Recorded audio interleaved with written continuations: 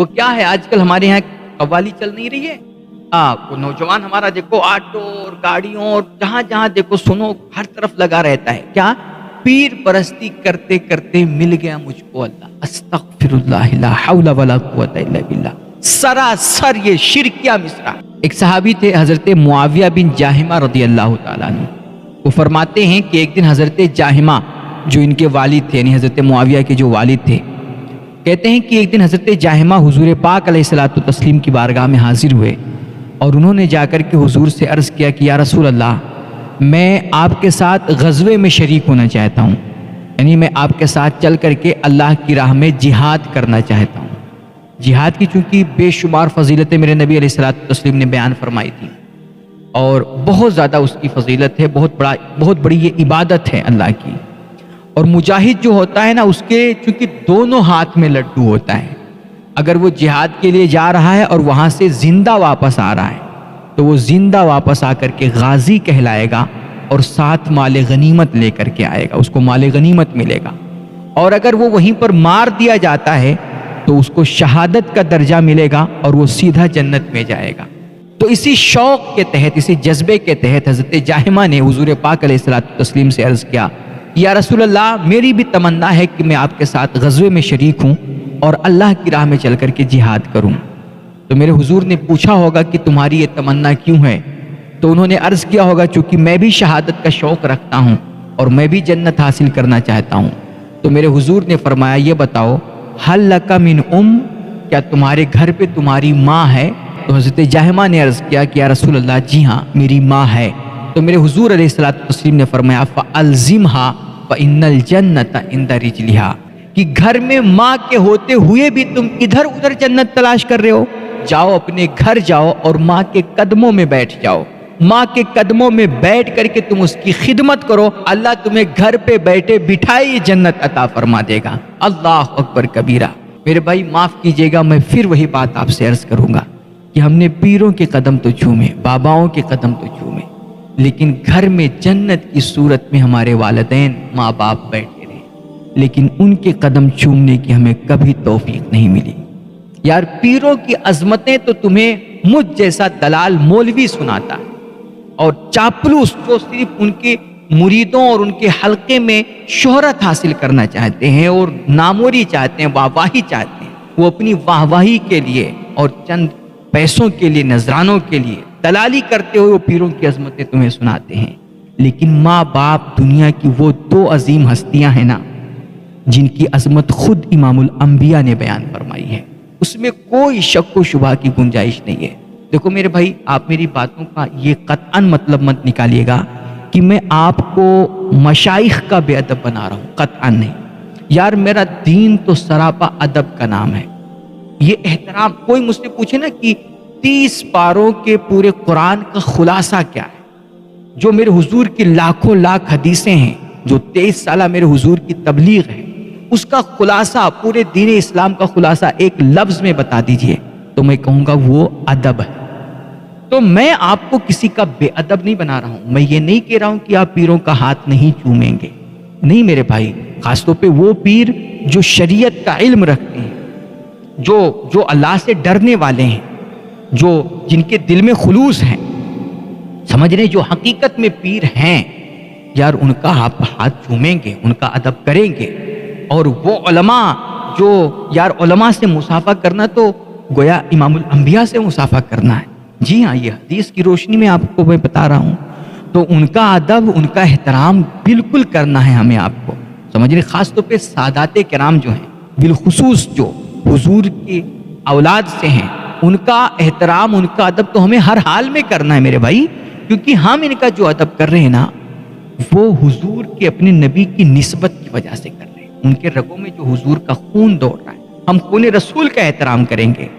لہٰذا ان کا ادب کرنا ہے، ان کا احترام کرنا ہے۔ ہم یہ نہیں کرنے کہ ان کو لتھاڑنا ہے، ان کو ذلیل کرنا، ان کو گالیاں دینی، معاذ اللہ، استغفر اللہ۔ لیکن اگر آپ یہ سمجھ رہے ہیں کہ ہمیں سب کچھ ماں باپ کو چھوڑ کر کے، ان کی قدریں پامال کر کے اور ان کی عظمتوں کو بھول کر کے، ان کی خدمتوں کو چھوڑ کر کے ہمیں جنت ان سے مل جائے گی اور ہمیں دنیا اور ہماری آخرت ان کی وجہ سے بنے گی، یہ تمہاری بھول ہے، بہت بڑی خام خیالی ہے آپ کی۔ اس لیے میرے بھائی یار ماں باپ کی عظمتیں سمجھیے، آپ سمجھ رہے ہیں؟ آپ دیکھیے کہ ہمارے یہاں غلو کا حال کیا ہے کہ مولویوں نے، ہم جیسے دلال چاپلوس مولویوں نے جب پیروں کی عظمت بیان کی تو ہم پیروں کے قدم چومے، ہاتھ چومے، سب کچھ چوم ڈالا، اور ان کے ہاتھ سر پہ اتنے پھروائے نا کہ سر کے بال تک جھڑ گئے۔ لیکن اسی گھر میں ہمارے ماں باپ بیٹھے رہے، کبھی زندگی میں ایک بار بھی توفیق نہیں ہوئی کہ محبت سے جا کر ہم ان کے قدموں میں بیٹھیں، ان کے پیر دمائیں، ان کی خدمت کریں، اور ان کا ہاتھ چوم کر کے کبھی اپنے سر پہ تبرک سمجھ کے رکھوا لیں اور ان کے قدم کبھی چوم لیں۔ پیر مرتا ہے نا تو ہم اس کی چھڑی، اس کی ٹوپیاں اور اس کا کرتا اور اینک، انگوٹھی اور بال تک محفوظ کر لیتے ہیں یار کہ یہ تبرک ہے، اور اسی گھر میں ماں باپ بستر پہ پڑے کراہ رہے ہوتے ہیں اور ہمیں ان کا حال تک پوچھنے کی توفیق نہیں ہوتی ہے۔ اللہ خیر فرمائے۔ آپ دیکھیے کہ نا کبھی کبھی ہم لوگ پیروں کے پاس جاتے ہیں نا تو کیا ہوتا ہے، یہ پیر کبھی کسی اپنے معاملے میں الجھے ہوتے ہیں اور ان کا دماغ خراب ہوتا ہے، تو ہم چاہے جتنی بھی عقیدت لے کے جائیں، ان کا ہاتھ چومنا چاہتے ہیں، پیر چومنا چاہتے ہیں، اور یہ موڈ میں نہیں ہوتے ہیں تو کیا کرتے ہیں، ہمیں جھڑک دیتے ہیں، ہمیں دھکا دے دیتے ہیں اور ہمیں ذلیل کرتے ہیں۔ کبھی کبھی بھرے مجمع میں 4-5 لوگ بیٹھے ہوتے ہیں، بڑا مجمع ہوتا ہے، اور اس میں ہمیں ڈانٹ لگانا شروع کر دیتے ہیں۔ اتنا سب کچھ ہم ان کی طرف سے سہتے ہیں نا، اور سہتے نہیں بلکہ اس کو اپنے لیے شرف سمجھتے ہیں۔ اور اگر کبھی غلطی سے ہماری خیرخواہی کے لیے، ہماری بھلائی کے لیے ہمیں ماں باپ یا ہمارے باپ نہ ہلکی سی ڈانٹ لگا دیں کسی دوست کے سامنے، تو 4 مہینے ہو جاتے ہیں ہم ان کا حال تک نہیں پوچھتے، ان کی خیریت تک نہیں لیتے ہیں کہ تم نے ہمارے دوست کے سامنے ہمیں ڈانٹ لگا دی، ہمیں تو ہماری بے عزتی اپنی کر دی۔ ہماری یہ سوچ کہ پیر وہ جس سے ہمارا کوئی ظاہر میں رشتہ نہیں ہے، وہ اگر ہمیں ڈانٹ لگائے تو ہم اس کی ڈانٹ کو اپنے لیے شرف سمجھتے ہیں، وہ کتنا بھی ہمیں ذلیل کرے، کتنا بھی رسوا کرے۔ لیکن ماں باپ اگر ہلکی سی ڈانٹ لگا دیں یار تو ہم بات تک بند کر دیتے ہیں۔ وہ کیا ہے آج کل ہمارے یہاں قوالی چل نہیں رہی ہے، وہ نوجوان ہمارا دیکھو آٹو اور گاڑیوں اور جہاں جہاں دیکھو سنو ہر طرف لگا رہتا ہے، کیا پیر پرستی کرتے کرتے مل گیا مجھ کو اللہ، استغفر اللہ لا حول ولا قوت الا باللہ۔ سراسر یہ شرکیہ مصرع، کلم کلہ شرک ہے یہ پیر پرستی، وہ بھی دین محمدی میں، میرے حضور کی شریعت میں۔ اگر میرے حضور کی شریعت میں سوائے خدا کے کسی اور کی پرستش جائز ہوتی نا،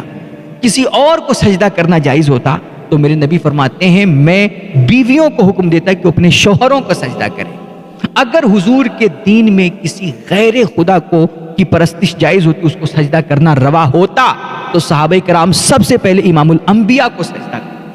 لیکن ہمارے اس دین میں، اسلام میں، میرے حضور کی شریعت میں کسی غیر خدا کی پرستش کی کوئی گنجائش ہی نہیں، اور تم کہتے ہو پیر پرستی کرتے کرتے مل گیا مجھ کو اللہ۔ یہ کھلا ہوا شرک ہے، اس کو پڑھنے والے اور اس کے سننے والوں پر سب پر توبہ لازم ہے، سب کو توبہ کرنا چاہیے، کلمہ پڑھنا چاہیے سب کو، اور اس کی آپ کوئی تعویل نہیں کر سکتے۔ ہو سکتا ہے کوئی مولوی اٹھے اور کوئی جاہل صوفی اٹھ کر کے اس کی تعویل کرنے لگ جائے اور تمہیں جنید بغدادی کا واقعہ سنائے، رحمہ اللہ، ان کا واقعہ سنائے تمہیں کہ دیکھو وہ بھی تو تھے حضرت جنید بغدادی کہ وہ دریا پار کر رہے تھے، اللہ اللہ کا ورد کر رہے تھے اور دریا پار کر رہے تھے۔ پیچھے ایک مرید آیا اور اس نے کہا کہ مجھے بھی دریا پار کرنا ہے، تو آپ نے فرمایا کہ تو یا جنید ہے، تو اس نے یا جنید کی رٹ لگائی اور وہ دریا پر چلنے لگ گیا۔ تھوڑی دور گیا تو بیچ میں شیطان آ گیا، بیچ دریا میں جب یہ پہنچا تو شیطان آیا اور اس نے کہا کہ اس کو ورغلایا اور کہا کہ دیکھ جنید خود اللہ اللہ کہہ رہے ہیں اور اس سے یا جنید کہلوا رہے ہیں۔ تو اس نے کہا ٹھیک ہے میں بھی اب یا اللہ کہہ کے دیکھتا ہوں۔ تو جیسے اس نے یا اللہ کہنا شروع کیا، فوراً یہ دریا میں ڈوبنے لگا۔ حضرت جنید آئے اور اس کو بچا کر کے دریا کے اس پار لے گئے۔ تو اس نے پوچھا کہ حضور آپ اللہ کہہ رہے ہیں تو آپ تو دریا پار کرنے لگے، میں نے سوچا کہ اللہ کہوں تو میں نے جیسے اللہ کہنا شروع کیا تو میں ڈوبنے لگ گیا، ایسا کیوں؟ تو حضرت جنید کہنے لگے کہ ابھی تو جنید تک نہیں پہنچا تو اللہ تک کیسے پہنچے؟ یہ اللہ کی قسم بالکل من گھڑت فرضی کہانی ہے جس کو یہ جاہل صوفی بیان کر کے نا اپنی دکان چمکاتے ہیں۔ بالکل من گھڑت، اس کی کوئی اصل نہیں، کوئی حقیقت نہیں۔ اور حضرت جنید بغدادی رحمہ اللہ جیسے یار سید الطائفہ ولی کامل اور مومن صالح سے یہ گمان رکھنا کہ یار وہ اللہ سے بندوں کو جوڑنے کے بجائے اپنی ذات کا نعرہ لگواتے تھے، اپنا وظیفہ کرواتے تھے، یہ کتنا بڑا سوئے زن ہے میرے بھائی۔ حضرت یار ان صوفیوں کا، ان اولیاء اعظام کا نام مقصد ہی ہوتا تھا مخلوق کو خالق سے جوڑنا، اللہ کے بندوں کو اللہ سے ملانا، یہ ان کا مشن ہوتا تھا دنیا میں۔ اور ایسے ہی اولیاء کے بارے میں اور مومنین صالحین کے بارے میں اور مرشد کامل کے بارے میں کہا گیا ہے کہ ان کی صحبت میں ایک لمحہ بیٹھنا، ایک پل کے لیے ان کی معیت اختیار کرنا، یہ ہزارہ سال کی عبادت سے افضل ہے۔ لیکن موجودہ دور کے جو پیران کرام ہیں یار، ان کی حالت ایسی نہیں ہے، وہ ہمیں الجھاتے ہیں، وہ ہمیں لڑاتے ہیں یار، اور ہمارے بیچ ایک طرح سے ان کی وجہ سے نفرت پیدا ہوتی ہے یار۔ ہر کسی کے اندر میں کہہ رہا ہوں، کوئی کسی کی کوئی استثناء نہیں ہے اس میں یار، ہر کوئی نا اپنے اپنے طور پر اپنے مریدوں کو اور اپنے ماننے والوں کو، اپنے متوسلین اور معتقدین کو نا ایک مخصوص نظریہ دے رہا، مخصوص نظریہ، اور وہی فرقہ واریت۔ باقی کوئی یہ کسی کے اندر یہ تڑپ نہیں ہے کہ یار کہ یہ سب اللہ کے بندے ہیں یار، ان سب کا تمام طرح کے نفرت سے، غلاظت سے اور دنیا کی آلائشوں سے ان کو پاک کر کے ان کو اللہ سے جوڑا جائے، یہ کسی کی چاہت تڑپ نہیں ہے۔ میں سچ کہہ رہا ہوں یار میرے بھائی، معاف کیجیے گا، اس دور میں تھوڑا بہت اگر کوئی اللہ کے بندوں کو اللہ سے جوڑنے کا کام کر رہا ہے نا، تو وہ ہمارے علماء ہیں، مخلص علماء۔ میں ان اسٹیج پہ ناچنے کودنے والے نچنیوں اور بندروں کی میں بات نہیں کر رہا، میں یہ چیخنے چلانے والے مقررین کی بات نہیں کر رہا ہوں، قطعاً نہیں۔ میں ان علماء کی بات کر رہا ہوں جو کسی مدرسے میں بیٹھ کر کے نا گمنام ہے، وہ سر ان کو نہ شہرت کی چاہت ہے، نہ فیلڈ بنانے کی فکر ہے، اور نہ گدی بچانے کی فکر ہے۔ ان کو کوئی چاہت نہیں ہے، کوئی طلب نہیں ہے، خالص دل میں اللہ کی محبت اور تڑپ لے کر کے نا وہ اپنے بچوں کو، طلباء کو قال اللہ و قال رسول کی تعلیم دیتے ہیں۔ اس دور میں اگر کچھ کام کر رہے ہیں اور صحیح راستے دکھا رہے ہیں نا، تو وہ ہمارے اساتذہ ہیں، وہ حقیقت میں مرشد ہیں۔ اور کچھ